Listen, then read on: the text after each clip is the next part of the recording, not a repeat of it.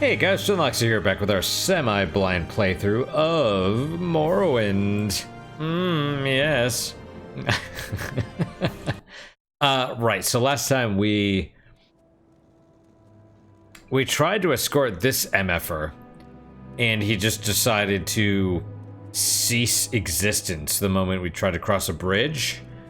So... you're to take me to Pelagia. Tell me when you're ready to travel together. Yes. Should I keep following you? Yes.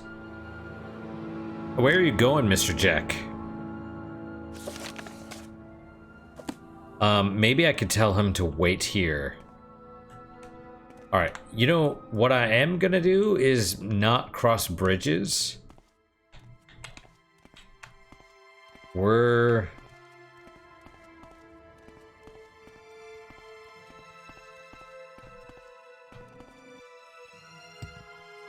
He could just...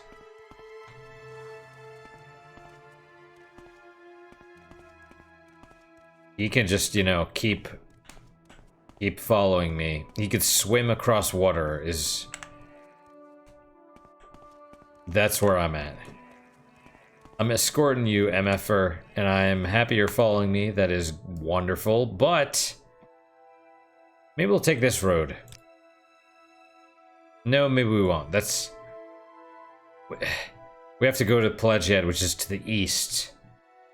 But yeah, we're not crossing that bridge because that's where you ceased to exist the last time. And I'm not super keen on trying it over and over again until you get it right. So...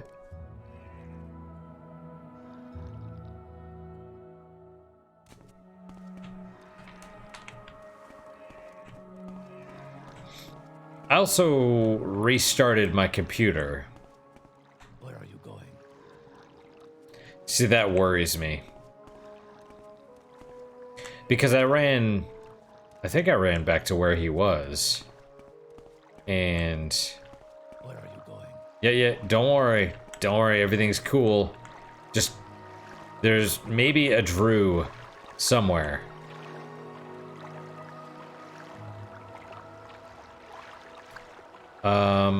Just don't drown, okay?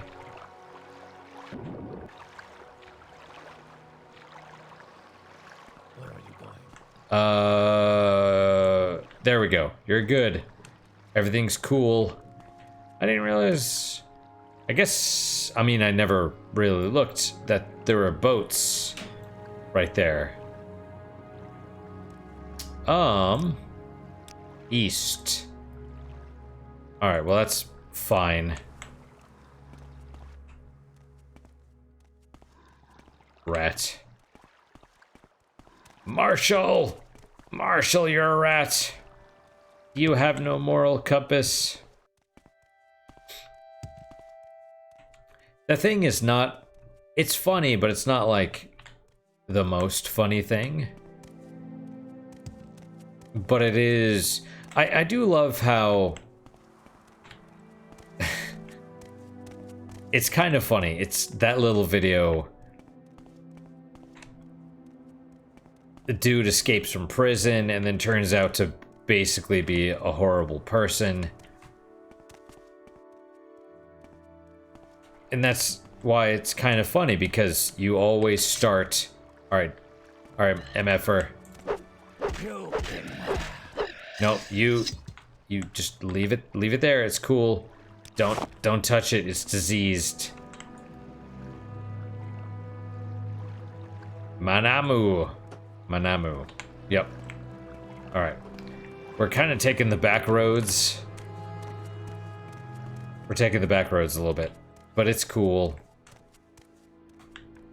I see a rat. I mean, this is working. I restarted my computer in the meantime, between this and the last episode. So, you know. Alright, we're going to the tavern, right? That's what he said. I mean, this isn't it, obviously. This is random person's house. Oh, no. No. Where are you going? Oh, no. Everything's cool. Where? Wait, where? Oh god. Oh god. Oh, okay.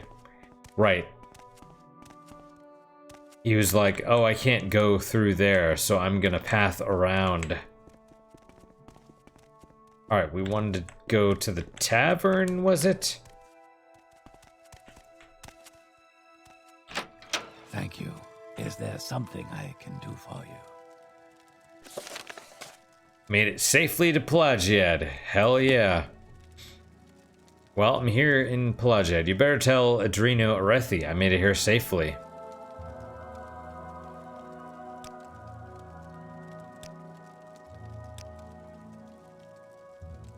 How do you know him? Well, whatever.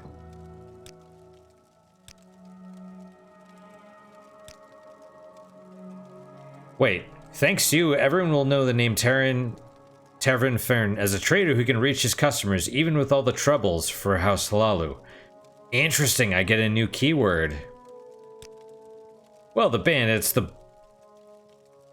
You know, I didn't see any bandits. They mentioned bandits, but I didn't see any. We did take a back road, though. Well, the bandits, the blight-spreading House Redder and threatening war over the ebony trade, no one wants to do business in times like this.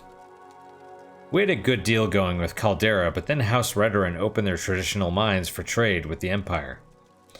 Even the Ashlanders have been sneaking across the ghost fence to a mine there and trying to sell ebony. Really? That's weird. So someone's mining ebony inside the ghost fence? That's a little sketch. That's a little bit sketch.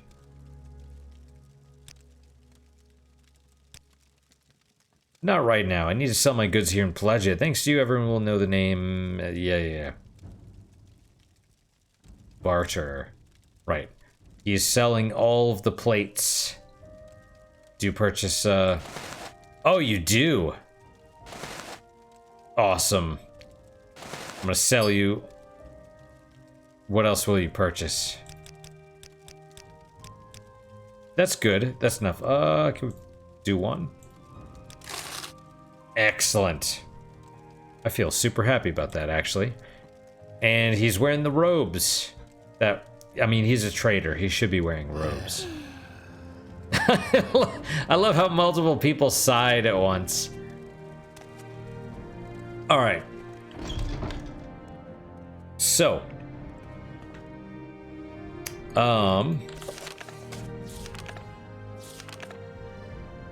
Escorts. Right, we need to do this egg mine thing at some point.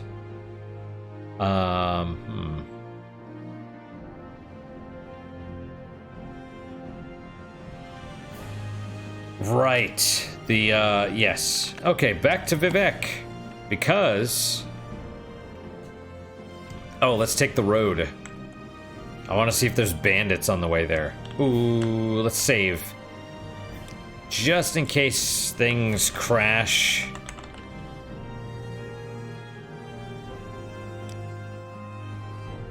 You know. Sometimes I worry about it. This code patch, I'm sure it's done some stuff, but I'm not certain.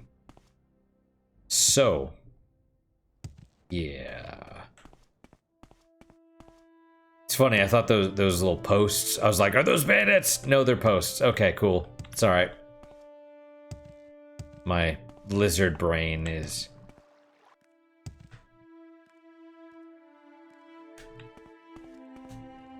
Run away. I saw something up there. Oh, I see it. I see it through the branches. There it is.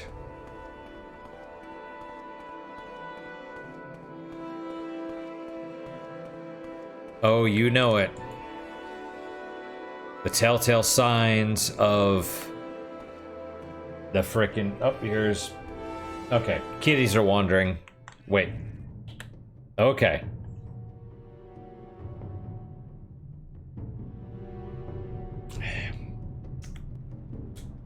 There it is.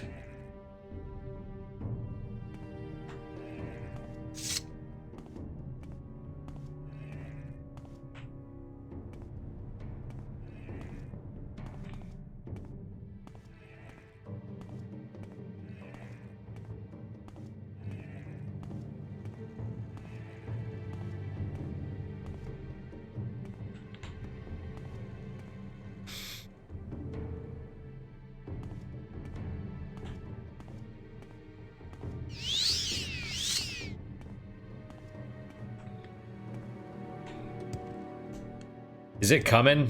Jeez. Okay, whenever, dude. Whenever. And there's another one over there, of course. Come on, dude.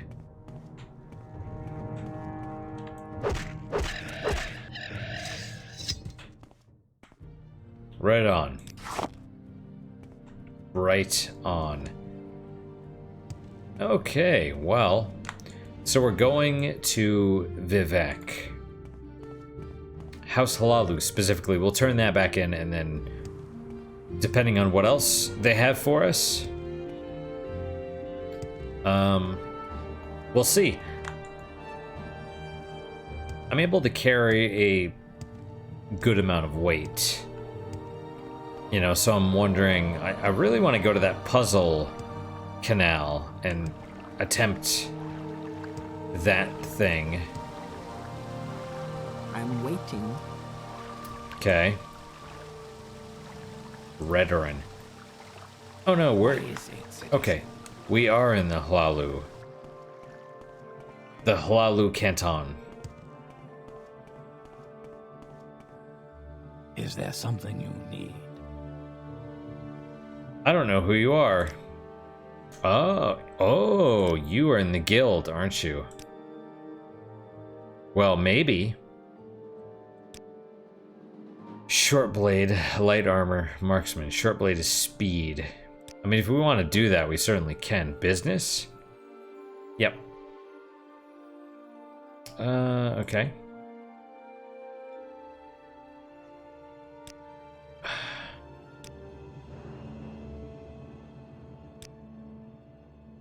Yep. Yep. Puzzle canal. Beneath the Palace of Vivec. Yep. Troubles for House Lalu. You've got to hand it to the Daemon Charmers. They surprised us. The Telvanni got these little groups squatting down all over the island, and we've done little to stop them. They're going to be tough to root out. It's going to cost money and lives, but we better make the investment now before it's too late. Someone else said something like that. I think it was maybe rumors or something.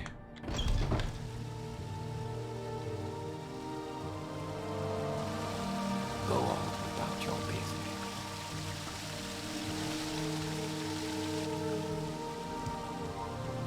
Please, go ahead, Outlander.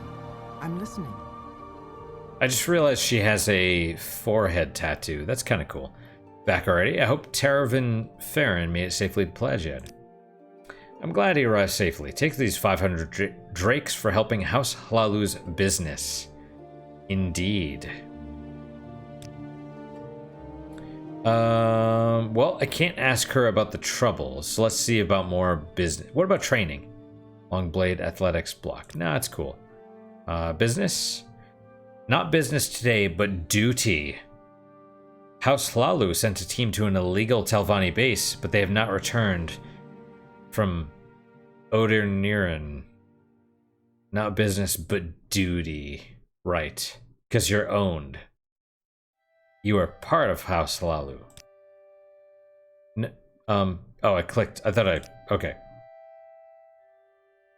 Go to Oderniran on Azura's coast, west of the shrine to Azura and south of the old Dwemer ruins of Nederma Dams. I'll mark these ruins on your map. If there are any survivors, ask them what needs to be done. If there are no survivors, take revenge on the foul Telvanni there. Right, so that's in the same place as the Legion wants us to go to take care of the traitor. Okay.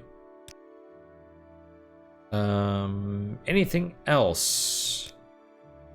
You've already escorted him. Treasury.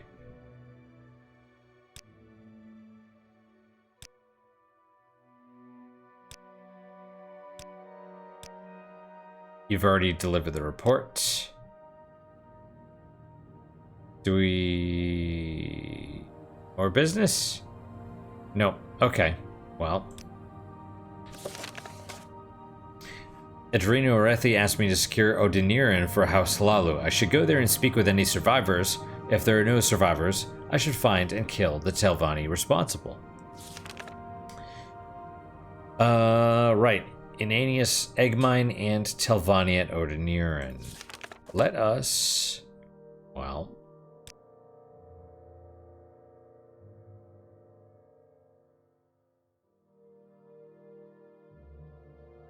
I think it's here, right? That's about what they said, Netterdams. Something like that. Which is a ways.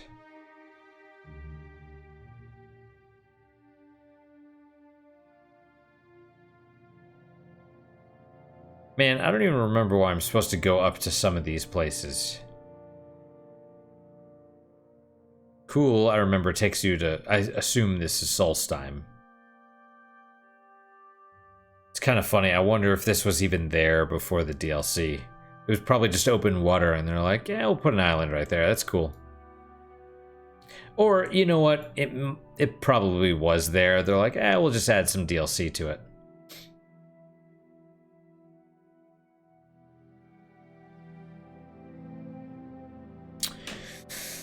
Okay.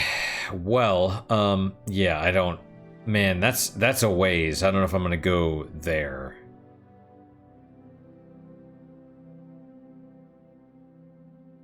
But at least not right now. Let's see if we can do the puzzle canal. Citizen. Yes, I would at least like to finish at some point the freaking temple thing. You know? The 7 graces. That would be nice.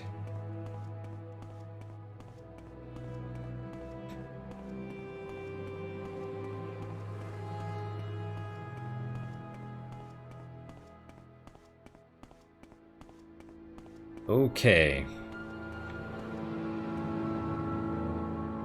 You know what? You probably want... I don't know if I could necessarily thread the needle right here. You know what I'm saying?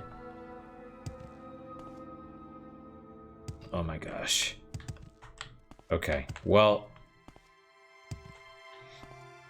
Let's use a frickin', it'll probably be faster to use the staff. 120 seconds. So we'll just head for the palace. We have 2 minutes. It's too bad it's so slow. As soon as we get an actual levitation spell, we'll do that, and that'll be way faster.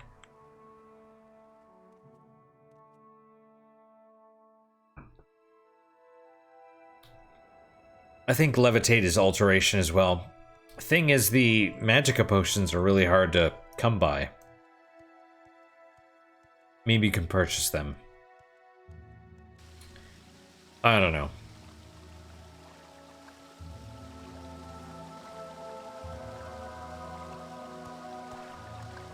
St. Delen, Kenton.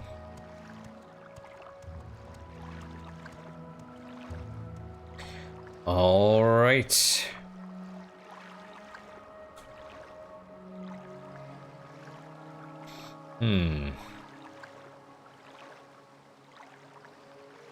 So I've actually been playing this game called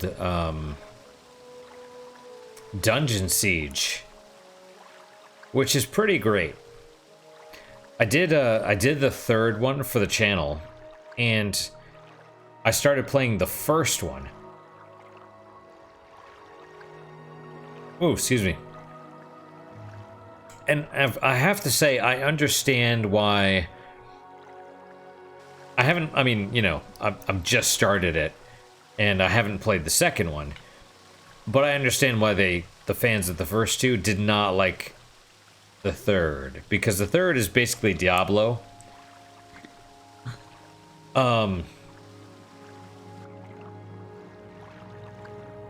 Maybe a little bit more stripped down to be more class heavy and stuff. There you go. Okay, let's do Mighty Blows. And then the spear. There we go. Bam. And but the first one is I mean, let's be fair, it is kind of like a Diablo clone sort of, but it's more of a almost like a tactical action RPG. So it's, if you're playing Diablo but you don't have just one character, you have like 6.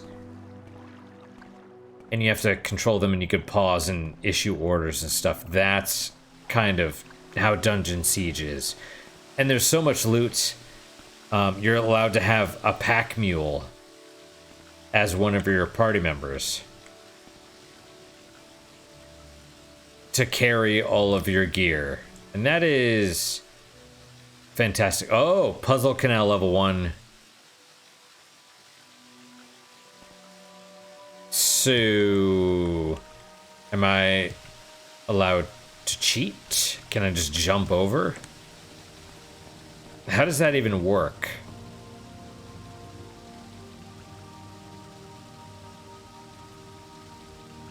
Wow.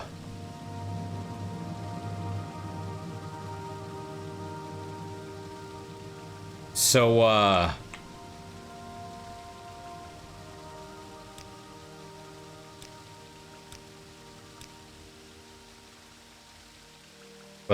let's see what happens.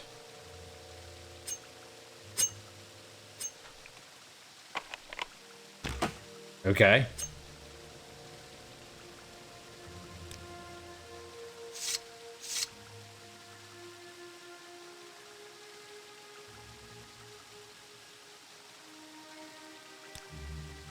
%70 chance.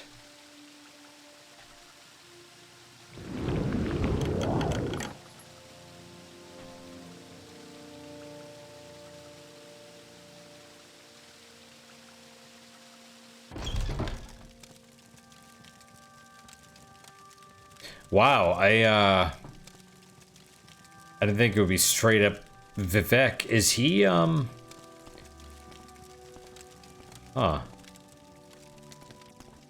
I guess we'll see what happens. What is this? Wow, are we, Okay, well, I guess we're in here. Let's talk to him.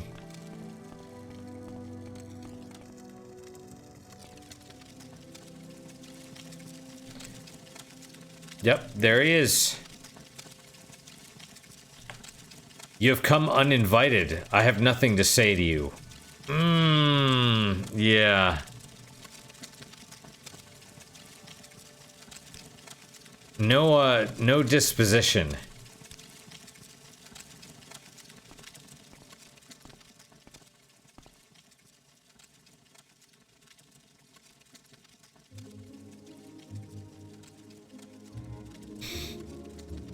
Okay, well, here's the question. Do I reload? Or do I say,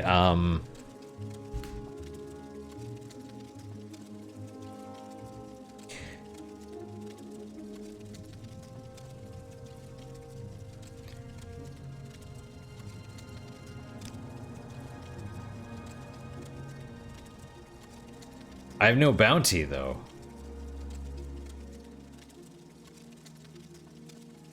I guess we'll keep this at the risk of screwing things up.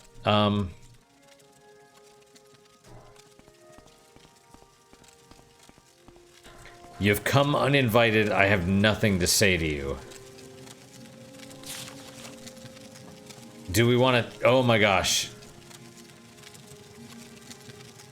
Do we want to take this? Is this bad? I mean, man, we have to read this. Okay, the plan to defeat Dagoth-Ur. For the past 20 years, the Tribunal have tried unsuccessfully to execute this plan. However, we failed because we were required to stage an assault and simultaneously maintain the Ghost Fence to prevent the threatened large-scale breakout of Dagoth-Ur's blighted hosts. With the Nerevarine leading the assault and the Tribunal free to devote their full energies to maintaining the Ghost Fence, this plan has a greater chance of success. Unfortunately, however, the loss of the artifacts Sunder and Keening and the recent increase in Dagoth-Ur's strength poses new problems for the execution of the plan. So is this...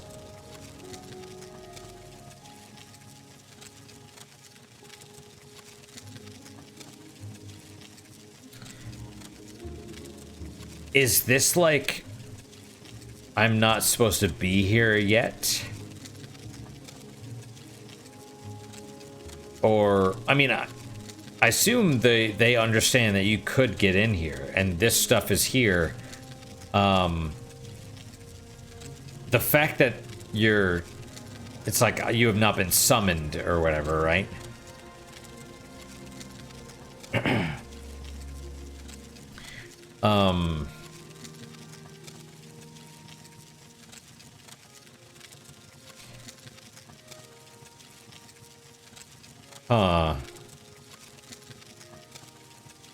Therefore, our proposed plan has the following 5 phases. A series of aggressive raids to scout inside the Ghost Fence. A series of aggressive raids to neutralize Dagoth-Ur's Ash Vampire kin and recover artifacts from the bodies of his kin. An assault of Gate Citadel Veminal to neutralize Dagoth Vemin and recover the artifact Hammer Sunder. An assault of Gate Citadel Ordrosal to neutralize Dagoth Odros and recover the artifact Blade Keening. An assault of Citadel Dagoth with the artifacts Wraithguard, Sunder, and Keening to sever Dagoth-Ur's connection to the heart of Lorkhan, and thus to destroy Dagoth-Ur. Didn't someone say... No, it was that book. The Aedra. It was like, Aedra can be killed, just ask about Lorkhan. Right? Okay, see, this is interesting. Because if the plan is to sever Dagoth-Ur's connection to the heart of Lorkhan, and they're also connected to the heart of Lorkhan, they'd still be in power. Which is probably the plan, right? Because that Caius Casadis' goal is to not destabilize. Right, he doesn't want to destabilize the... He wants to keep the political stuff neutral.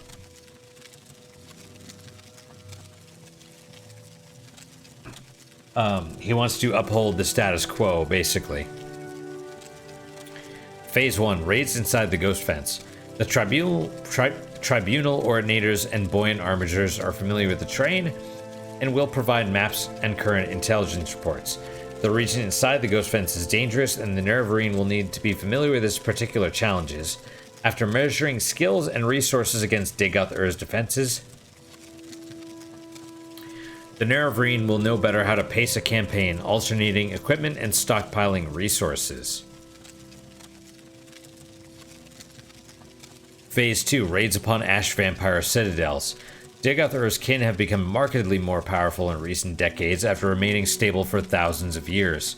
Wow, so this is how long the Tribunal has been around. If they can be individually isolated and destroyed, they will not be able to support Dagoth-Ur in later stages of the war. It may also be that the dramatic increase in their power comes from items enchanted by Dagoth-Ur. Salvage of such items might contribute to our resources. And I assume I'm going to have to do all of this. A Phase 3, assault on Gate Citadel Veminal. Essential to recover the artifact Hammer Sunder for Phase 5.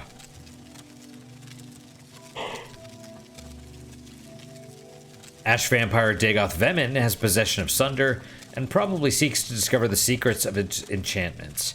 He may also have access to notebooks and journals of Kagranak that has survived in the Dwemer workshops of Veminal. Phase 4, Assault on Gate Citadel Odrosal. Essential to recover the artifact Blade Keening for Phase 5.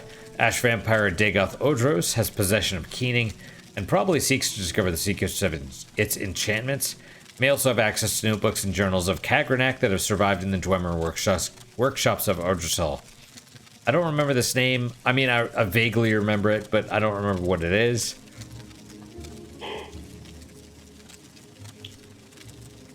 All the previous stages are preparations for this stage. Recent expeditions showed Citadel Dagoth has undergone extensive expansion. Location will need to be explored carefully. The known route to Heart Chamber will be well defended. Alternative routes may exist. Dagoth will have anticipated our plan to destroy him by attacking the Heart, and he will almost certainly personally oppose approach to the Heart Chamber. Together the Tribunal could not defeat him, and he has grown stronger since then. Admittedly, the Tribunal had the distraction of maintaining the Ghost Fence simultaneous with fighting Dagoth but even so, the challenge seems daunting. The adoption of this phased campaign seems to offer the best chances for success. In retrospect, the Tribunal's decision to directly... Jesus Christ, we're only halfway through?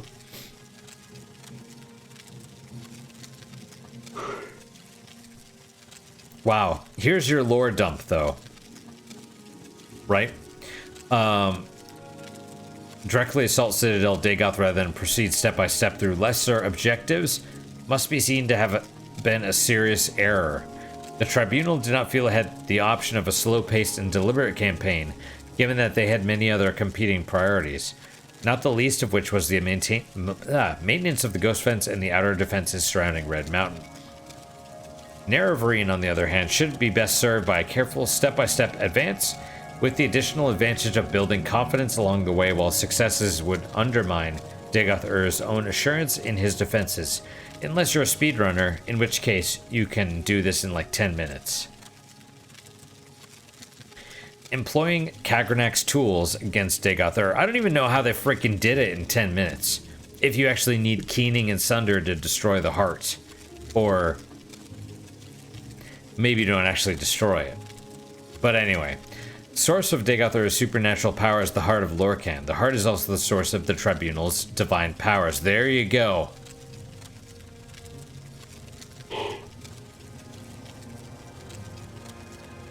The fact they just put this out there, though, it's pretty incredible.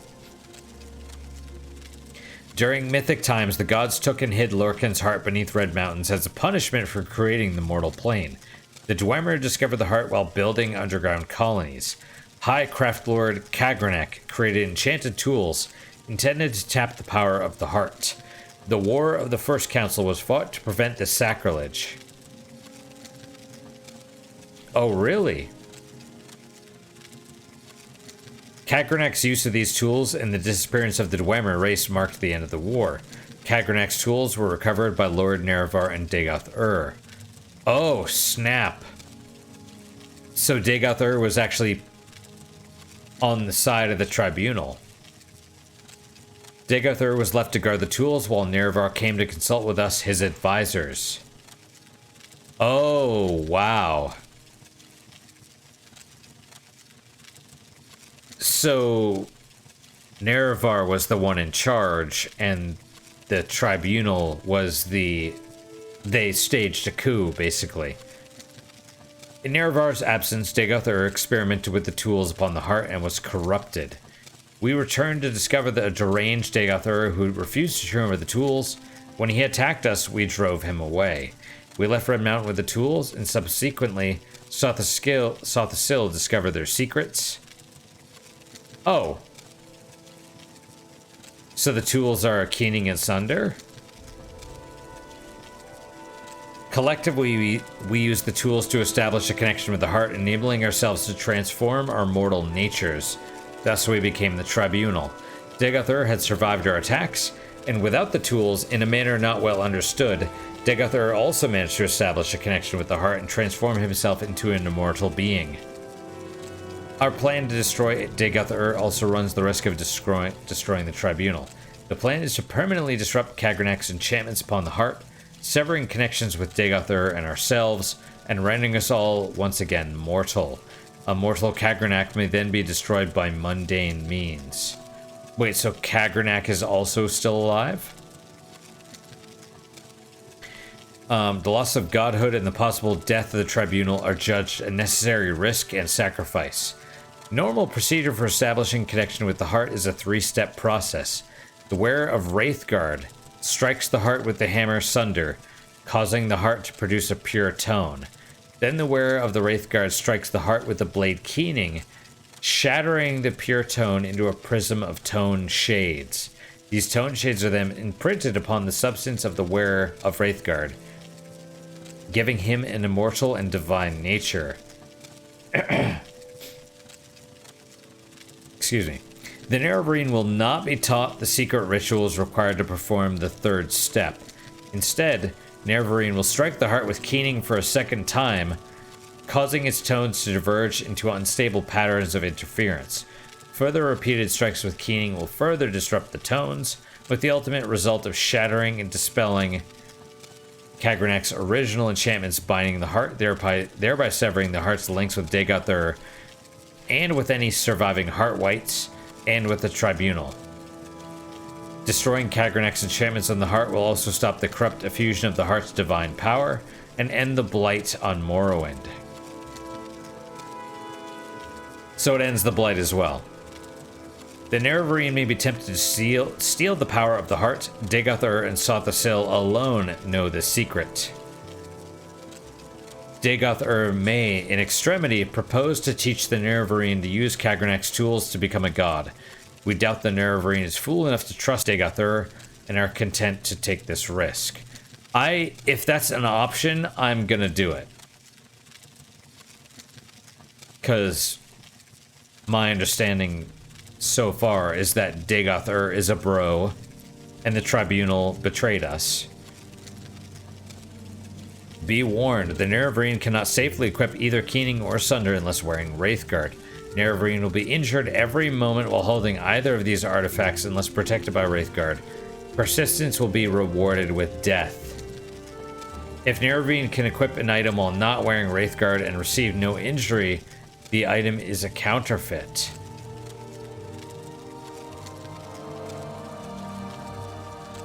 This is strange. I assume we have to test it. One last note. Dagoth must not get a hold of Wraithguard. The Nerevarine must prepare and use recall or Amsivi intervention if there is any risk of death or capture. Okay, well, this is kind of funny because I know from Dagoth Wave, he's like, no recall or intervention will work in this place. So, yeah. I'm curious, like, what the actual deal is here, because even though this is like a straight up lore dump, they're like, this is what's really going on. It's maybe not really what's going on. The element of surprise. Dagoth will not expect you to destroy Kagranak's enchantments on the heart. He does not know it is possible. He would not do it himself, and he knows we have never tried it. He will not believe anyone would want to sacrifice the promise of such power. Further, advancement in House Dagoth, as in all great houses, is by challenge and confrontation within the hierarchy. The Nerevarines' challenges and defeats of ash vampires and battles with the 6th house will be viewed in that light.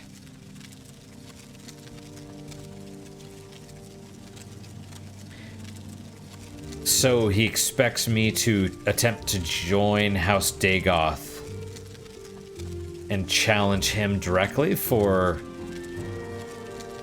But how does that even work?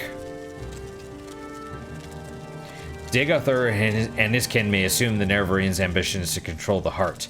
Given that assumption is only reasonable, the Nerevarine would try to defeat each of Dagoth subordinates in turn, working up to Dagoth If Nerevarine can defeat Dagoth and control the heart, so much the better. But logically, the Nerevarine would wish rise as high in the hierarchy as possible before cutting a deal with the head of the house. Right. Dagoth should try to recruit... Dagoth should try to recruit the Nerevarine into House Dagoth. It may be possible to pretend to join him, then betray him. However, any attempt to deceive him will be very risky. House Dagoth has a tradition of subterfuge and treachery, and because he is a deceiver, he will expect deception. Should I take this? I would say yes. Closing remarks. We place no compulsion upon the Nerevarine to adhere to the plans described here. We believe that they offer the best chance of destroying Dagoth. We have also chosen to place our trust in the Nerevarines' judgment and skill. Frankly, we see no alternative. If there are doubts or questions, speak with Vivec. Maybe we'll leave these here. He has agreed to serve as the Nerevarines' guide and counselor for this campaign. It may be that if the Nerevarine succeeds, the Tribunal will not survive. Such sentiments as might have been expressed to the Tribunal should, in that case, be addressed to the land and people of Morrowind. May the happy convergence of fortune and prayer meet in our destiny. On behalf of Lady Almalexia and Lord Sothasil, Vivec. So did they not betray Nerevar?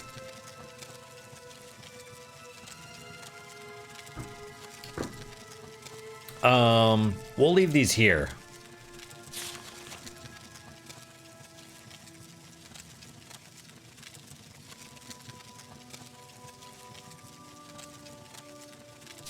How long is this? Jesus fucking Christ. Long. Okay, so there's no problem with just straight up reading them as far as I'm aware. I'm not supposed to be here yet. Can I just, like... Okay, let's leave. We'll talk to... I mean, I have no bounty. I have no freaking bounty.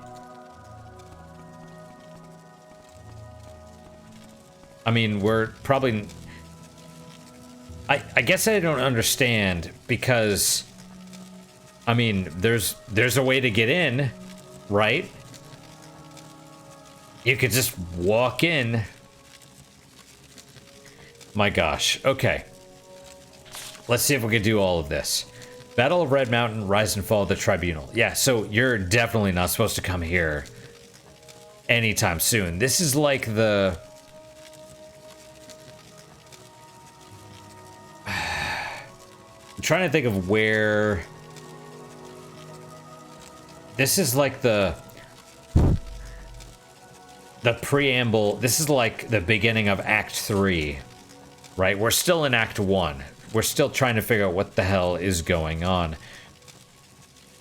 And we find this and they're like, no, this is really what's going on. It's like, okay. And yet so far, I kind of... I'm not going to say I knew most of the stuff because I didn't. And even now, it's like...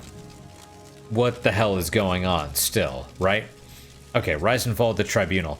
Following is a transcript of the words of the Lord Vivec addressed to a distant priest, Malar Omain, who confronted Vivec with the Ashlander tradition surrounding the Battle of Red Mountain and the prophecies of the Nerevarine, and to unnamed magistrates of the Inquisition who joined Vivec in interrogating the distant priest.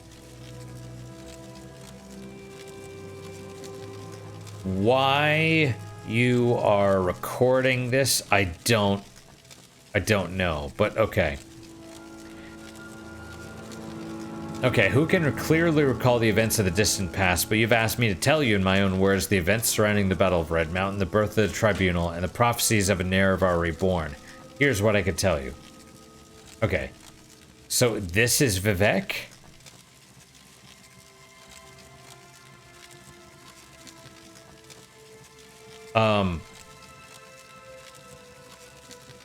So basically the distant priest has been captured and is being tortured. And he's like, what is going on? Tell me this. And Vivec's like, all right, let me tell you.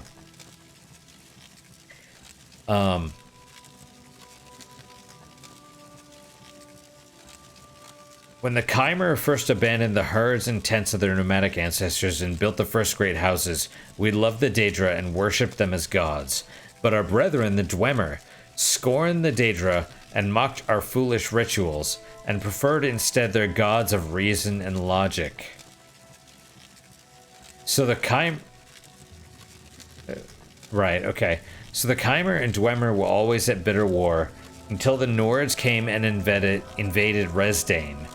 Only then did the Chimer and Dwemer put away their strife and join together to cast out the invaders. Resdayn is Morrowind. And the Chimer, I assume, is non-Dwemer Dunmer. The Dunmer that are not the Dwemer. Once the Nords were driven out, General Nerevar of the Chimer and General Dumac of the Dwemer, who had come to love and respect one another, resolved to make peace between their peoples. In that time, I was but a junior counselor to Nerevar, and Nerevar's queen, Almalexia. Whoa, that's fucking dark. She betrayed him as well? And his other favorite counselor, I mean, that's, you know, women, right? I'm being half serious there. Anyway, and his other favorite counselor, Sothasil, always doubted that such a peace might long survive. Given the bitter disputes between Chimer and Dwemer, but by negotiation and compromise, Nerevar and Dumac somehow managed to preserve a fragile peace. But when Dagoth-Ur, Lord of House Dagoth, and trusted as a friend by both Nerevar and the Dwemer, brought us proof that High Engineer Kagrenak of the Dwemer had discovered the heart of Lorkhan, and that he had learned how to tap its powers, and was building a new god, a mockery of Chimer faith and a fearsome weapon, we all urged Nerevar to make war on the dwarves and to destroy this threat to Chimer beliefs and security. Nerevar was troubled. He went to Dumac and asked if what Dagoth-Ur said was true. But Kagrenak took great offense and asked whom Nerevar thought he was, that he might presume to judge the affairs of the Dwemer. Huh.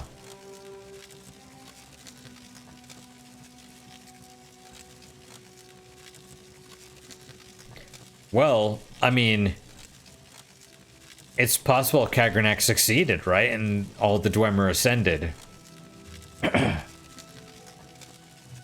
Nerevar was further troubled and made pilgrimage to Holomane, the sacred temple of Azura, and Azura confirmed that all Dagoth-Ur said was indeed true, and the creation of a new god of the Dwemer should be prevented at all costs. And Azura is effectively an ancestor of the Dunmer. When Nerevar came back and told us what the goddess had said, we felt our judgments confirmed, and again counseled him to war, chiding Nerevar for his naive trust in friendship, dark, and reminding Nerevar of his duty to protect the faith and security of the Chimer against the impiety and dangerous ambitions of the Dwemer.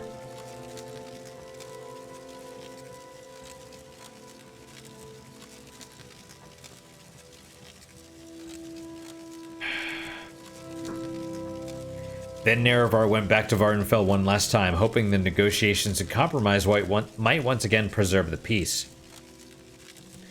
But this time, the friends Nerevar and Dumac quarreled bitterly, and as a result, the Chimer and Dwemer went to war. The Dwemer were well defended by their fortress at Red Mountain, but Nerevar's cunning drew most of Dumac's armies out into the field and pinned them there, while Nerevar, Dagoth-Ur, and a small group of companions could make their way into the Heart Chamber by secret means. There, Nerevar the Chimer King met Dumac the Dwarf King, and they both collapsed from grievous wounds and draining magics.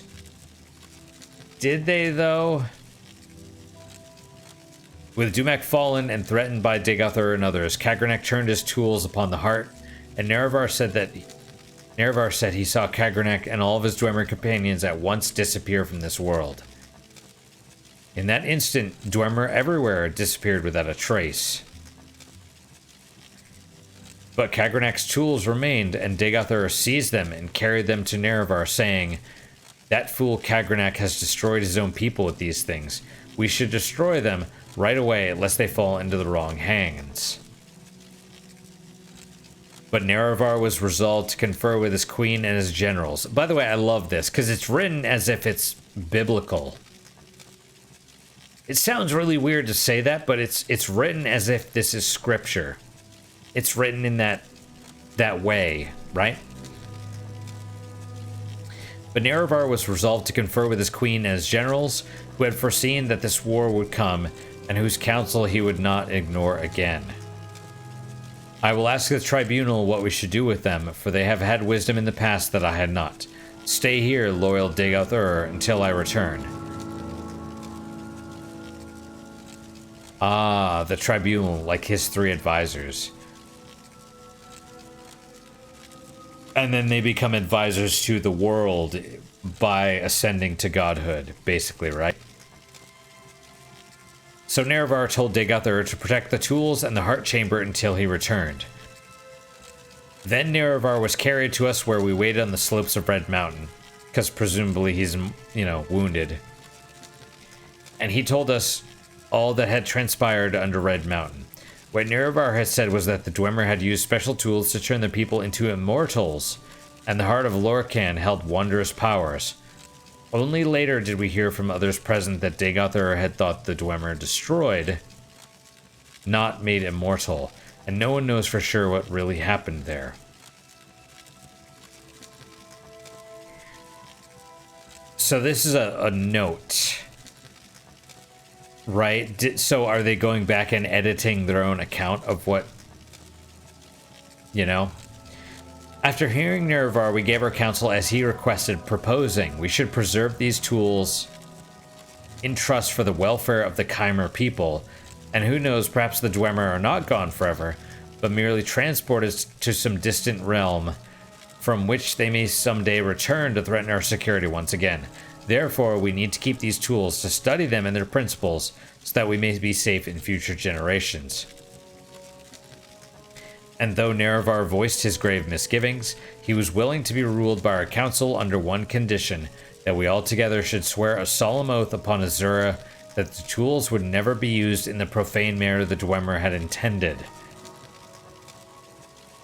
To create another god? We all readily agreed and swore solemn oaths at Nerevar's dictation.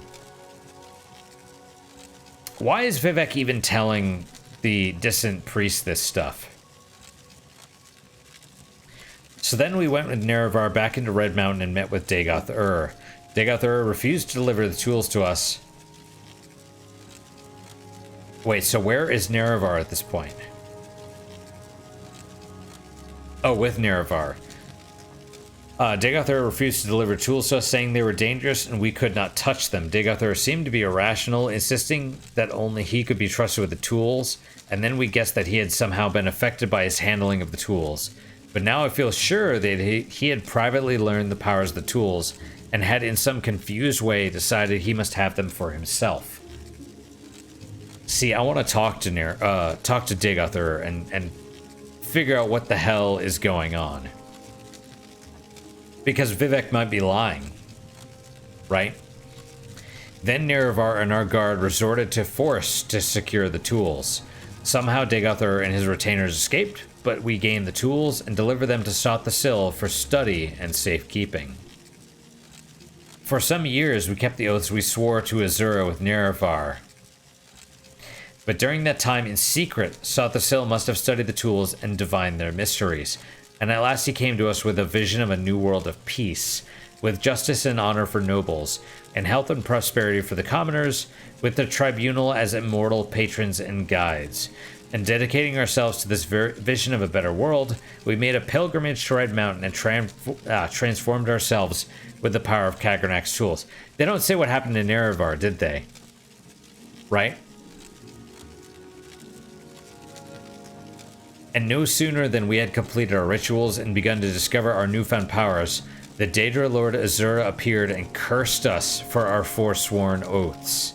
By her powers of prophecy, she assured us that her champion, Nerevar, true to his oath, would return to punish us for our perfidy, and to make sure such profane knowledge might never again be used to mock and defy the will of the gods.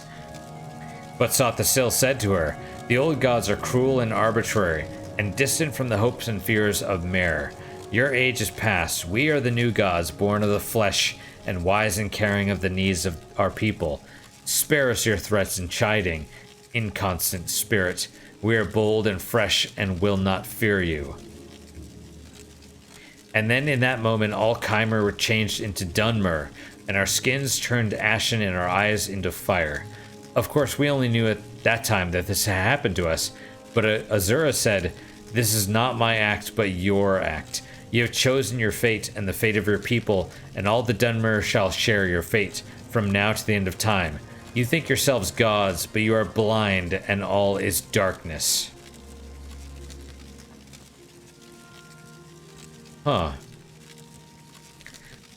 I don't know what this means. And Azura left us alone in darkness, and we were all afraid, but we put on brave faces and went forth from Red Mountain to build the new world of our dreams. And the new world we shaped was glorious and generous, and the worship of the Dunmer fervent and grateful.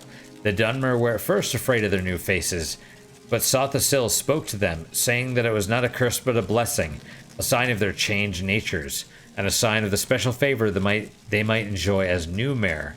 No longer barbarians trembling before ghosts and spirits, but civilized Mer, speaking directly to their immortal friends and patrons, the three faces of the tribunal. And we were all inspired by Sothasil's speech and vision, and took heart. And over time, we crafted the customs and institutions of a just and honorable society, and the land of Resdain, new millennia of peace, equity, and prosperity, unknown to other savage races. But beneath Red Mountain, Degoth-Ur had survived, and even as the light of our bold new world shined ever more brightly, beneath Red Mountain the darkness gathered, a darkness that was close kin to the bright light that Sotha coaxed from the heart of Lorkhan within the tools of Kagranak. As the darkness grew, we fought it and crafted walls to confine it, but we never could destroy it, for the source of the darkness was the same source as the source of our own divine inspiration. They did say something, right, that's presumably what Azura meant, like, you live in darkness or whatever, right?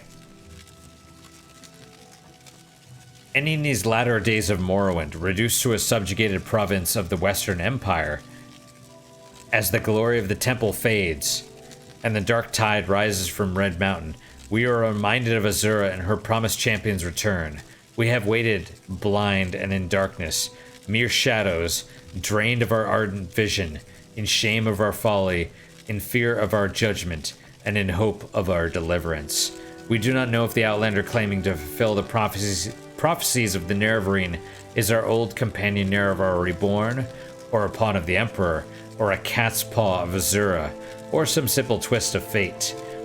But we insist you adhere to temple doctrine and conform to the strictures dividing the hieroglypha from the apocrypha, and that you not speak that which must not be spoken openly. Act as a dutiful priest should, in accordance with your vows of obedience to the canons and archcanons, and all will be forgiven. Defy me, and you will know what it is to stand against a god. Yeah, so, again, Vivec is basically like, obey me, like I'm a tyrant, obey me and you'll survive, but defy me and I'll mess you up. So this is really interesting. We're gonna stop here. We're gonna save.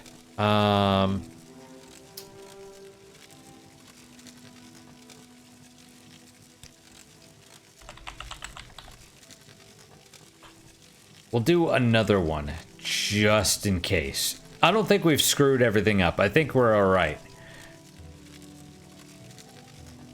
You know, because Vivec was like, I didn't invite you here, but there's not really like a morality system per se, like, if that makes any kind of sense. Like, you can go into people's houses, even if you're not allowed. Well, maybe the Ashlanders will attack you. But it's not quite so cut and dry as later games, you know? But this is fascinating. It's maybe not even the truth. That's the weird thing. It's like their version of events and that's the thing, is like there's always sort of three versions, right? There's one person's version, the other person's version, and then somewhere in the middle is the actual objective truth.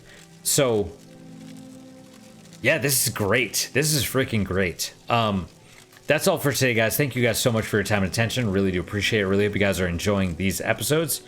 What is your guys' unique positive moment for today?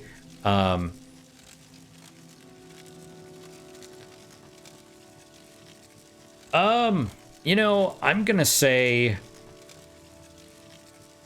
let's go with Dungeon Siege. It's a pretty neat little game. You know, imagine it's sort of like Diablo if you had a bunch of characters, not just one. And it is pretty hard.